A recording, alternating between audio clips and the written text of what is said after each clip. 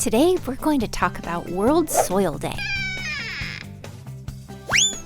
Why is there a day all about soil?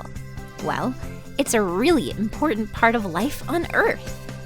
Soil is made up of a mix of minerals, organic matter, water, and air. Soil provides food and nutrients for plants. Plants provide food and other resources for people and animals alike.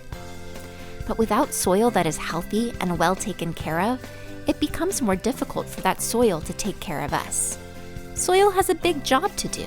It's responsible for supporting life, and we're responsible for taking care of it. World Soil Day is a great day to find out about how we can take care of the soil in our communities. It's also a great day to work in the garden with our friends and family. Happy World Soil Day!